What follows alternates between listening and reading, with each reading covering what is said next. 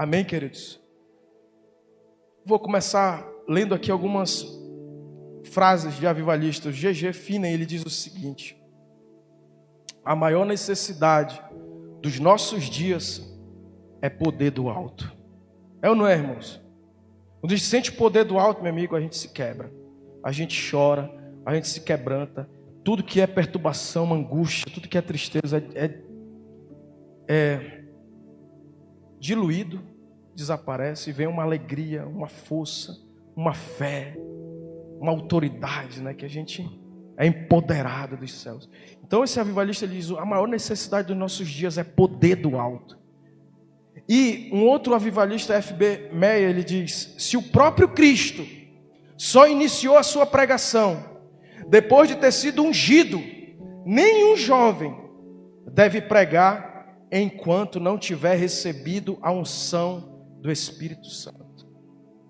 Irmãos, nem Jesus começou o ministério sem o Espírito do Senhor estar sobre mim, pelo que Ele me ungiu para pregar boas novas aos quebrantados, a libertar os cativos e a curar aqueles que estão angustiados. Amém?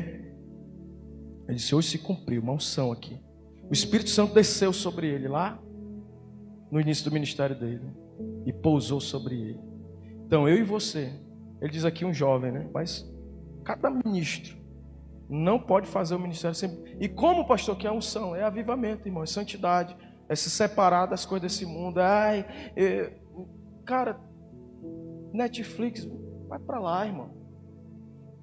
Eu vou mergulhar aqui num livro. Quanto tempo faz que você não mergulha num livro? Eu fiquei lá igual o Jacó no Peniel, né? Não conseguia andar. Eu digo: vou ler. Comecei a ler, irmão. Li uns 3 livros e me enchi de Deus. Em vez de estar enchendo de internet, né? Isso aqui.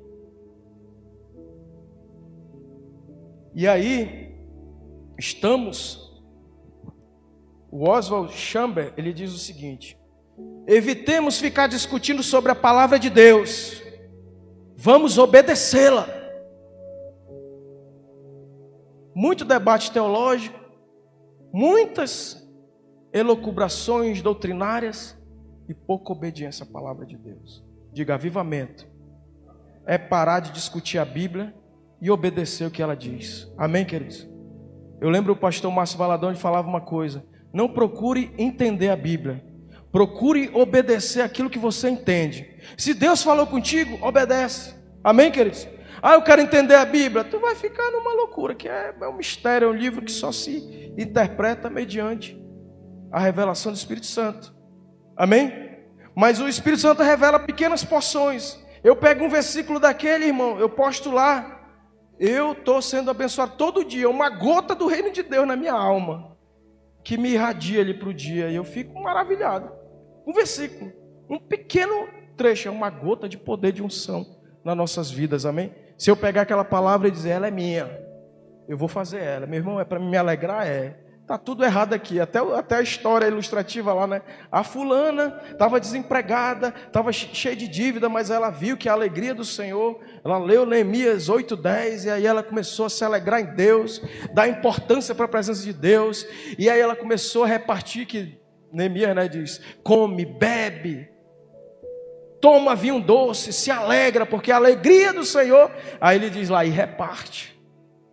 Mas essa mulher, ela começou a falar do amor de Deus, repartir da alegria do Senhor. De repente, Deus foi abrindo as portas, ela começou a pagar as contas dela e começou a ser suprida de maneira maravilhosa. Deus cuidou de todas as suas necessidades. É assim ou não é, irmãos? Não é verdade? E aí, vamos parar de querer entender a Bíblia e vamos obedecer a ela. Outra coisa que um avivalista, que é um autor desconhecido, ele diz: eu não posso me salvar por esforço próprio, pois meu Senhor já empenhou o esforço necessário. Resta-me então trabalhar mais que um escravo, por amor ao meu querido Filho de Deus. Aí eu pego aquela canção que ela não sai do meu coração. Se Jesus deu a vida dele, por que eu não posso dar a minha? Amém? Não é para me salvar, não é para me barganhar com Deus, é que eu sou constrangido. a trabalhar como um escravo, como da orelha furada. Eu não posso não fazer nada, irmão. Mas você sabe do escravo da orelha furada. Quantos conhecem isso? No Antigo Testamento, o escravo cumpria, tinha a alforria dele, ele estava livre, mas ele amava tanto o senhor dele que ele furava a orelha dele e dizia: o meu senhor é tão bom que eu vou continuar trabalhando para ele, porque eu não consigo viver sem ele. Amém?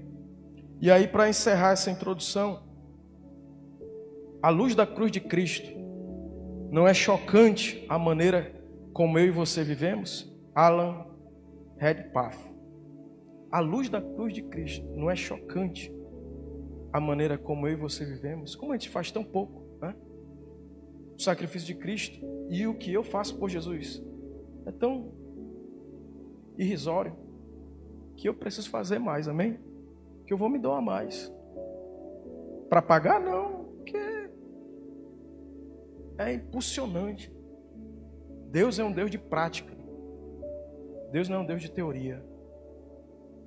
Ele toma a cruz dele e agora diz: agora você toma a sua, nega-se a si mesmo e segue-me. Porque quem achar a sua vida, perdê-la. Quem perder a sua vida por minha causa, vai conhecer a verdadeira vida. Amém? A vida que tem sentido. E aí, em último lugar, essas frases para a gente refletir, é o Dr. J.H. Jowett. Ele diz: assim que paramos de sangrar, deixamos de ser bênção. Irmão, deixa eu te falar uma coisa. Eu cheguei à seguinte conclusão: eu amo todo mundo. Amo todo mundo de todo o meu coração. Mas hoje, pode falar mal de mim, pode me criticar, pode me interpretar mal, pode até não gostar de mim. Você tem todo direito. Mas eu vou continuar. Até hoje eu não sei nem se eu sangro mais, sabe, Jones? Eu não sei nem se eu sangro mais. Não me... É isso que ele está dizendo, irmão. Vai, meu irmão. Amém? Vai servir e amar as pessoas. E quem gostar de você é legal. Quem não gostar é legal também. Amém? Mas Jesus foi traído. Eu falei aqui na quarta-feira sobre o Timóteo, né? Quando eu falei, né, aquele pastorzão lá, o cara era um pastorzão. 30% foi embora. Se você não veio quarta-feira, eu vou só repetir porque isso é muito forte. 30% da igreja foi embora com o grande líder auxiliar dele.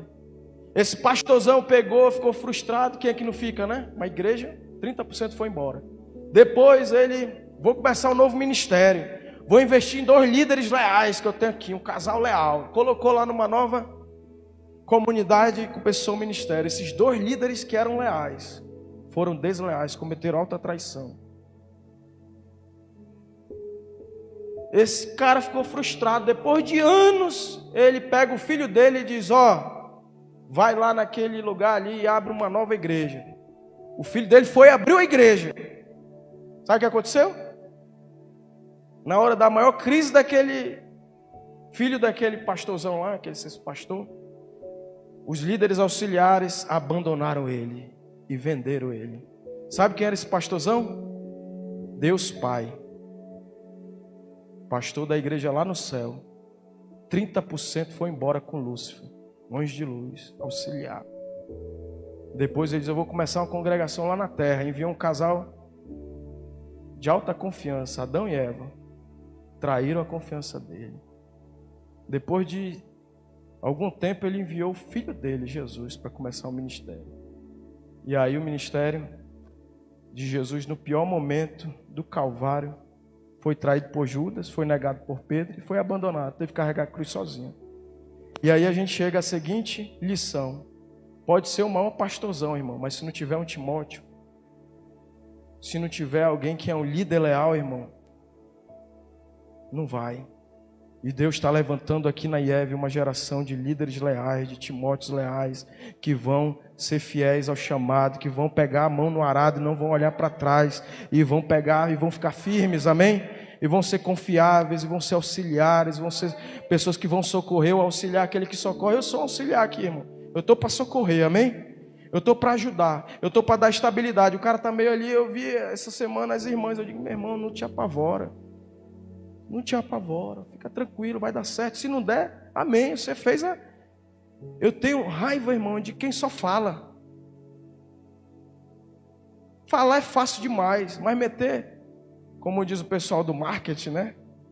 Entrar no campo de batalha, errar, aprender e fazer melhor. Esse que é o cara, amém? E aí, queridos, Deus pega um profeta e bota ele lá no meio de um vale de ossos secos. Ezequiel 37, veio sobre mim a mão do Senhor, ele me levou pelo Espírito do Senhor e me deixou no meio de um vale que estava cheio de quê? De ossos. Versículo 2. E me fez andar ao redor deles, eram muito numerosos, na superfície do vale estavam sequíssimos. 3. Então me perguntou, filho do homem, acaso poderão reviver estes ossos? Respondi, Senhor Deus, tu sabes. Versículo 4. Disse-me ele, profetiza a estes ossos, e dize-lhes, ossos secos, ouvi a palavra do Senhor. Versículo 5. Assim diz o Senhor Deus a estes ossos, eis que farei entrar o Espírito em vós, e vivereis. 6. Porei tendões sobre vós, farei crescer carne sobre carne, farei crescer carne sobre vós estenderei pele, e porei em vós o Espírito, e vivereis, e sabereis que eu sou o Senhor. 7. Então profetizei, segundo me for ordenado. Enquanto eu profetizava, houve um ruído, um barulho de ossos que batiam contra ossos e se juntavam, cada um osso a seu osso. 8. Olhei e eis que havia tendões sobre eles, e cresceram as carnes, e se estendeu a pele sobre eles, mas não havia neles o Espírito. 9. Então ele me disse, profetiza ao Espírito, profetiza, ó filho do homem, e diz-lhe, assim diz o Senhor Deus, vem dos 4 ventos, ó Espírito, e sopra sobre estes mortos, para que vivam. 10. Profetizei como ele me ordenara, e o Espírito entrou neles, e viveram, e se puseram em pé, um exército sobremodo numeroso. Amém? Queridos, esse texto fala de algo muito esquisito, de algo assim, meio que maluco, né? Ridículo. Ei, fala com esse monte de osso seco. Não tem lógica, irmão. Só quem é profeta entende isso. Pregador comum fala de coisas naturais. Profeta fala de coisas sobrenaturais. Pregador comum, natural, fala de coisas possíveis. Profeta fala de coisas impossíveis. Tu vai falar com vale de ossos secos, tu vai falar com defunto. Não é nem com defunto, é com restos mortais. Amém? E Deus está querendo levantar uma geração profética. Há muita doutrina, pouco poder. Diga, avivamento é poder. Há muitas questões teológicas e há pouca manifestação. Então, quando Deus leva você para uma missão, Ele leva você para o sobrenatural. Amém? Diga, a missão é algo ridículo. É te levar para o nível do impossível. E aí o que Deus quer fazer? Olha aqui para mim. Deus quer pegar a minha incapacidade, a tua incapacidade, e juntar com a onipotência dEle, e fazer o impossível ser riscado do nosso dicionário, porque Ele é o Deus dos impossíveis. Ele pega a minha incapacidade e Ele bota a onipotência dEle, e Ele realiza feitos impossíveis. Diga, ministério é tocar no impossível, é se mover em coisas ridículas. Tu já pensou? Deus pega você agora e diz: vai lá no São João Batista, e todas as covas lá estão violadas, está lá um bocado de restos mortais, e o teu ministério agora é falar com esse. Não é ridículo? E aí, queridos, Deus quer trazer um desespero humano. Diga: desespero humano e poder de Deus. Olha o que acontece. Um pastor fala no natural sobre possibilidades, mas um profeta movido no sobrenatural fala do impossível. Isaías, quando ele viu a nação de Israel, ele viu a nação em feridas purulentas. Mas agora Isaías está sendo levado para um cenário de morte. Mais do que morte, de restos mortais. E hoje, a gente está vendo, irmãos, a nossa geração morta. Crises políticas, é ou não é? Crise religiosa, é ou não é? Te vê aí na... Eu não acompanho a Olimpíada, mas rede social você vê. Tentaram avacalhar, né? Proibindo a manifestação da fé, que é um direito de liberdade. É a Revolução Francesa, né? Liberdade, fraternidade. Cadê a liberdade? Né? E aí, a gente vê essa visão. Nós estamos nesse cenário de morte. Sexualmente falando, a gente vê uma geração doida, né? Vocês viram aí nas Olimpíadas coisas... Tá bom, não é uma mulher trans, é uma hermafrodita.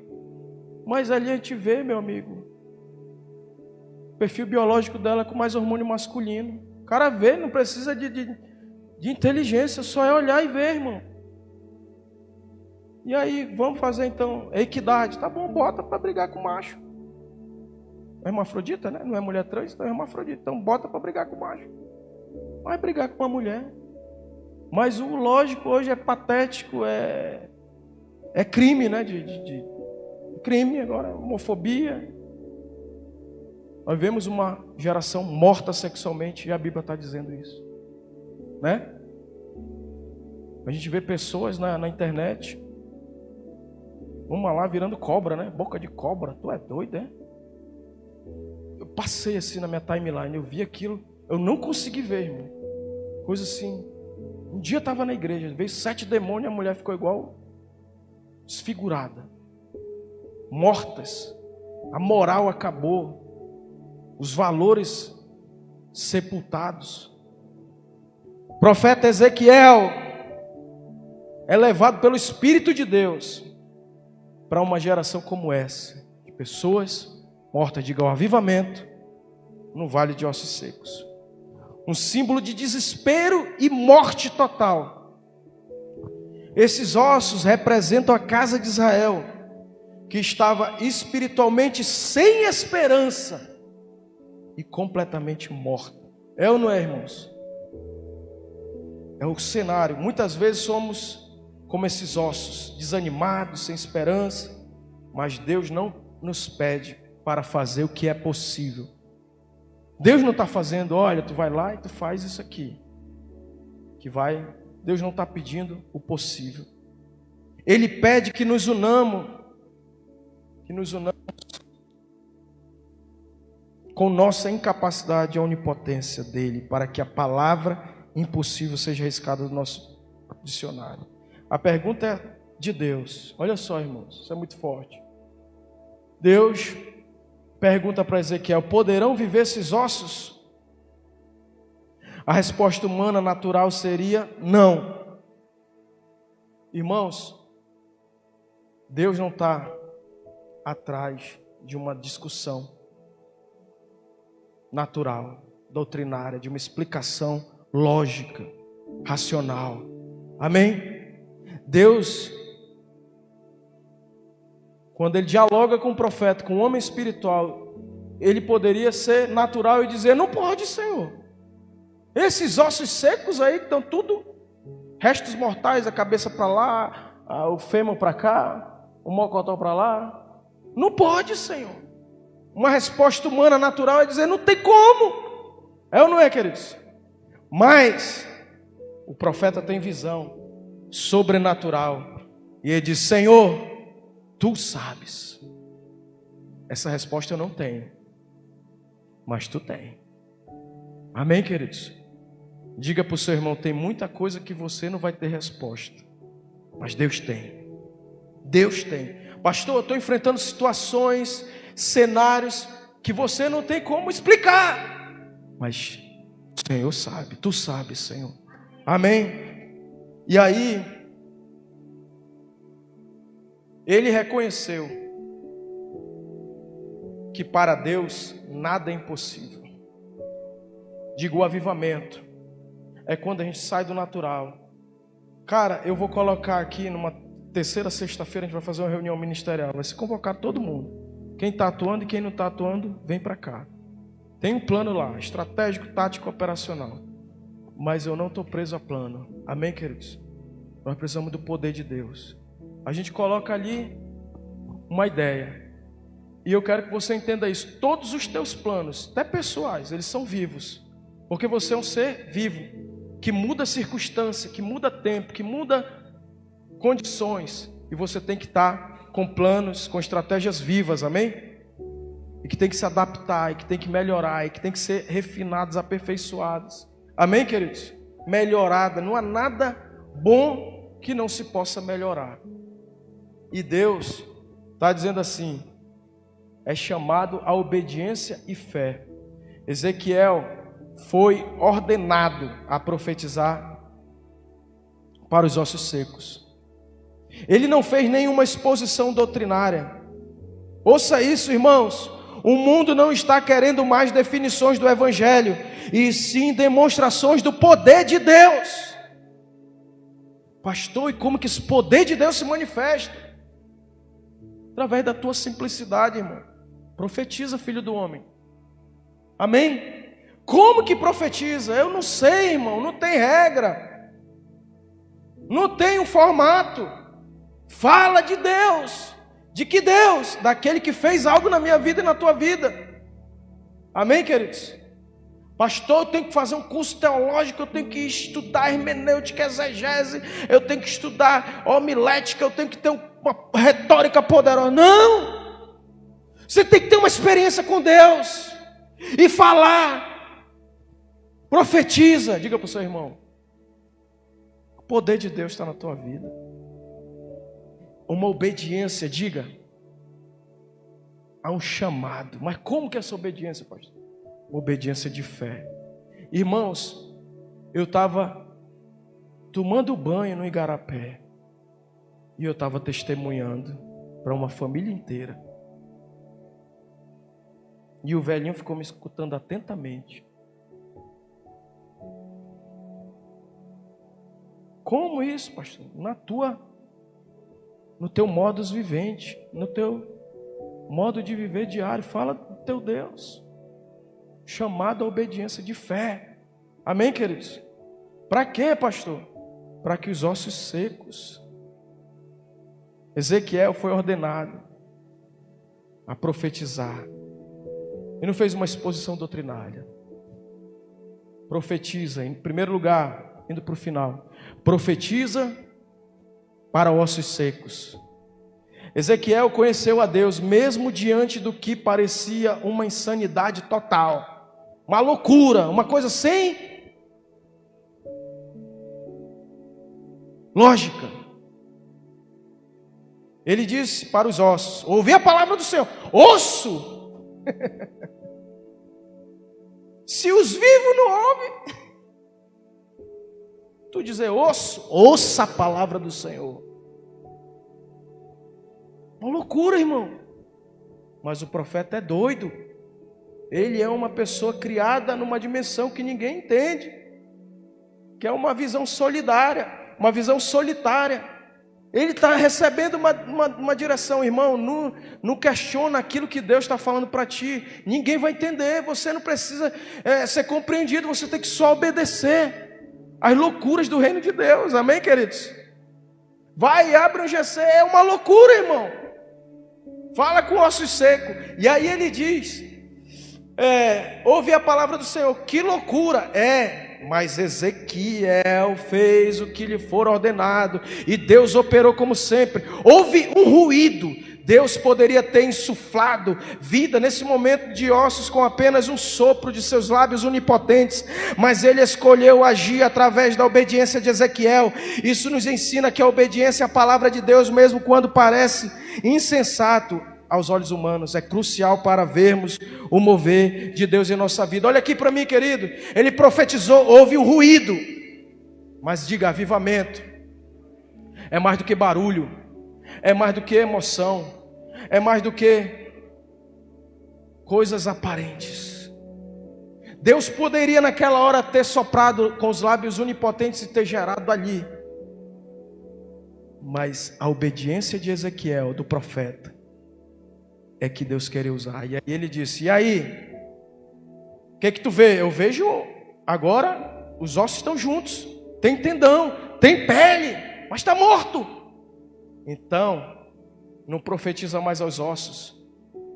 Profetiza ao Espírito. Porque eu vou usar, querido. E Ezequiel não ficou ali limitado. Barulho aqui, cara, olha o agito. Avivamento. Não, está morto, Senhor. Teve um barulho, mas tem só carne. Tem só tendões. Deus tem mais. Diga para o seu irmão: avivamento é mais, irmão, do que coisas aparentes.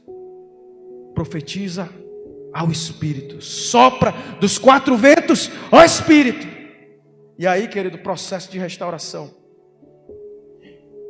Isso nos ensina, né? Segundo lugar, processo de restauração. Primeiro houve um ruído, um barulho, e os ossos começaram a se ajuntar. Em seguida, tendões, carnes cresceram, já falei, né? Em último, a pele, mas ainda estava faltando algo: espírito de vida. Muitas vezes podemos ver mudanças externas em nossas vidas e igrejas, mas sem o Espírito Santo, essas mudanças são superficiais e incompletas. Diga: Espírito Santo, é tu que é o avivamento. Quando uma pessoa desenvolve, irmãos, uma vida com o Espírito Santo, meu irmão, ninguém consegue mais destruir essa pessoa é indestrutível. Amém, queridos? E aí, eu vou para o final aqui. O custo do avivamento. Irmãos, a obra da evangelização é uma questão de vida ou morte. Para se realizar o que é possível, não é necessário ter fé. No entanto, basta uma quantidade. Olha aqui para mim. Isso já é fase de conclusão aqui dessa palavra. Para fazer o possível, não precisa de fé. Mas olha aqui para mim. Precisa de uma substância de fé, de um tamanho de um grão de mostarda, Jonas. Uma semente insignificante para mover uma montanha. Fala com esse monte de ossos secos. Profetiza com fé. Que tipo de fé, pastor? Uma fé aparentemente insignificante, de um grão de mostarda. Você já viu um grão de mostarda? É pequenininho, irmão. Mas Jesus disse: quem tiver a fé pequenininha, irrisória como esse grão de mostarda, vai mover montanhas. Vai dizer a esse monte: ergue-te e lança-te no mar. Vai fazer coisas impossíveis. Amém, queridos?